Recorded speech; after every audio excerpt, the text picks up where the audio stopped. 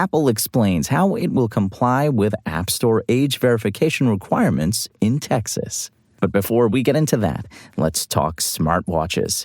TAG Heuer has announced its latest luxury smartwatch, the connected Caliber E5, and it comes complete with a partnership with sneaker maker New Balance on a particularly sporty version.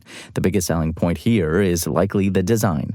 This is a snazzy-looking watch with a bright purple and green color scheme that is reminiscent of Unit 01 from Evangelion. The exterior is coated in Grade 2 titanium, and the watch ships with a flexible strap that's also been inspired by New Balance sneakers. TAG Heuer promises outdoor readable screens and full compatibility with iOS devices. It offers dual-band GPS and a battery that lasts a day and a half per charge.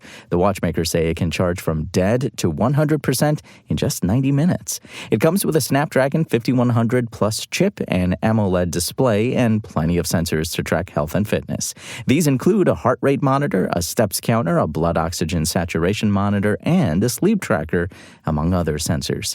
The only potential downside? The smartwatch runs via a brand new, untested OS. It comes with a bunch of New Balance training plans preloaded, including options for marathons and 10K races.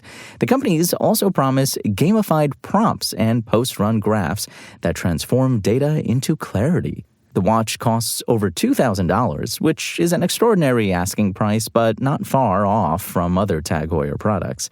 In addition to the New Balance edition, the company is offering the smartwatch in a variety of case materials and strap combos, some of which cut the price down to $1,600. Remember, you can find the latest gadget news, reviews, price drops, and more right now at Engadget.com.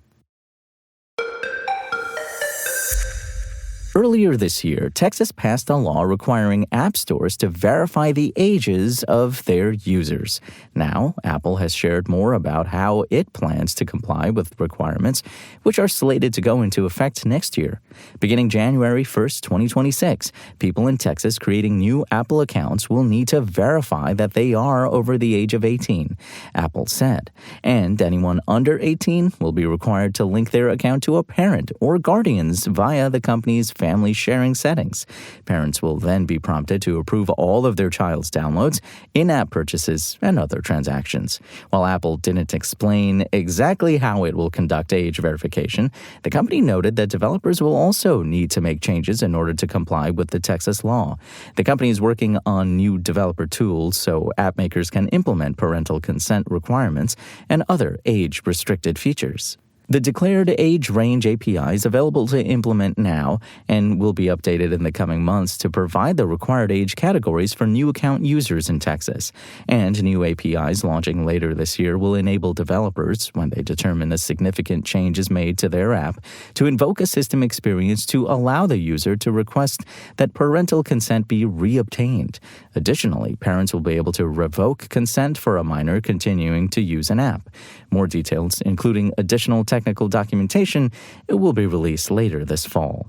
Apple had opposed the law, and CEO Tim Cook personally lobbied Texas Governor Greg Abbott to veto the measure. In its latest update, the company made clear that it still isn't enthusiastic about Texas's approach. While we share the goal of strengthening kids' online safety, we are concerned that SB 2420 impacts the privacy of users by requiring the collection of sensitive, personally identifiable information to download any app, even if a user simply wants to check the weather or sports scores, Apple said in its note to developers.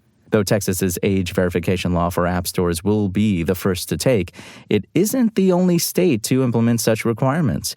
Utah and Louisiana have also passed laws requiring app stores to conduct age verification checks. Those measures will also take effect in 2026.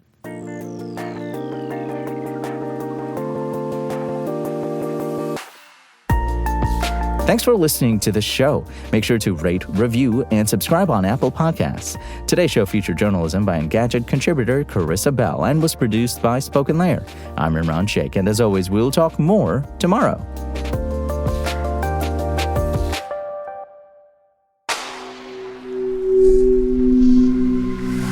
Spoken Layer.